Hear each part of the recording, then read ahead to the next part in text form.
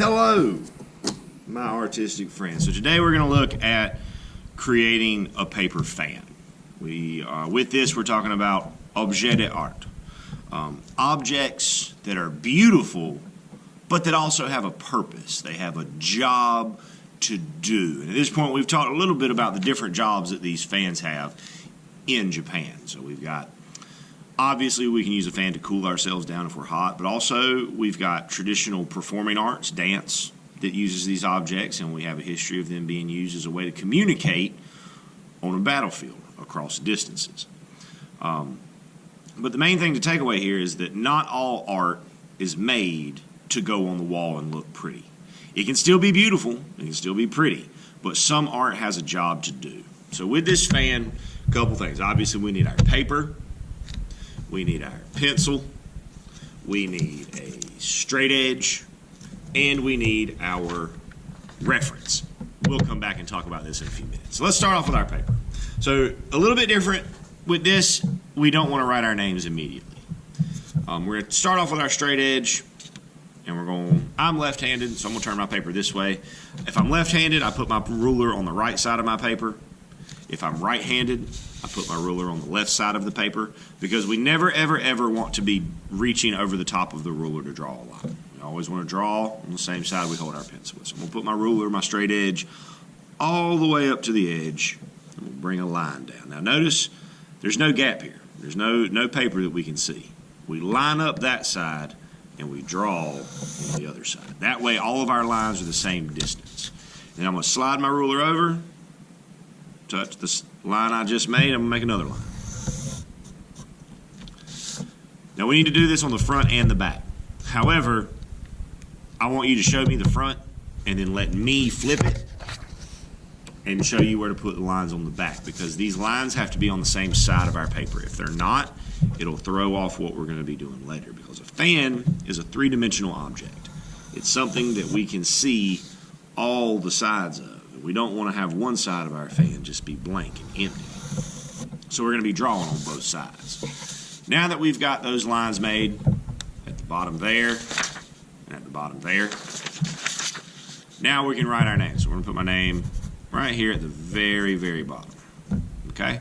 So now we're ready to draw. Everything we draw has to go above these lines, because when we fold this fan, we have to put a staple in the bottom of it to make it hold together. So anything that's underneath these lines, you will not be able to see when the fan is finished. So that brings us back to this sheet, our references. With this sheet, we're looking at a couple of common motifs in Japanese art.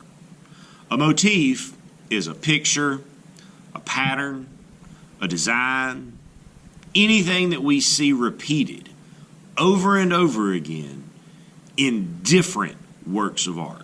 Here we're dealing with three common motifs: the dragon, the cherry blossom, and the koi, which is a kind of fish. Now, this is not, if you're doing a dragon, for example, this is not three different drawings. These are 3 steps to make one drawing. Step 1, step 2, step 3. So when we draw these motifs, we have to draw big. They're our emphasis. They're the most important thing on our page, and one of the ways that we create emphasis is with scale, with size, how big we make things. When we make things really, really big, it forces people to pay attention to them, and it places emphasis on them. We also need to draw big, because if we draw really, really teeny, tiny little motifs, after we fold this up, you won't be able to see them. So I'm going to do this first. I'm going to do the dragon. So I'm going to start with my step number 1, which is to make this curvy, wavy line.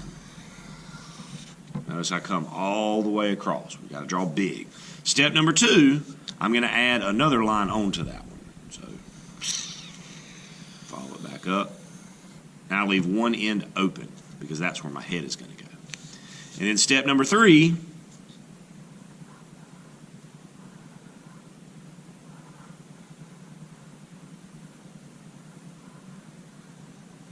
we draw our head,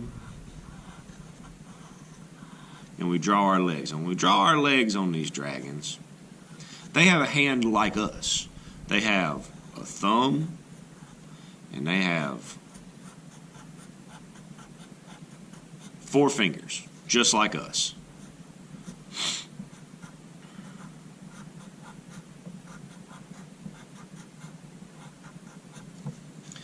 two legs at the back.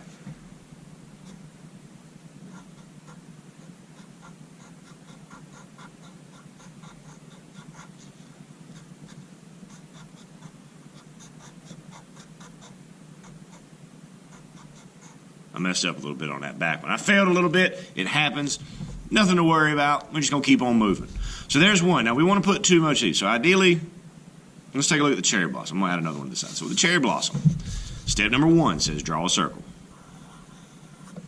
Step number 2 says make 3 petals. So 1, 2, 3. And it's important that we pay attention to where the directions tell us to put those petals. Because after that one, we go to step 3. And then we add this. Because a cherry blossom always has 5 petals. Not 4, not 3, not 2, not 20. 5. More than 5, it's not a cherry blossom. Less than 5, it's not a cherry blossom. And we can add these leaves in between. So after you finish the front, you'll flip to the back and you'll draw another one. Now on the back, you could do the same motif that you had on the front. You could do a different one. You can mix them up. That's up to you to decide as the artist how you want to use these motifs. Good luck to you and happy arting.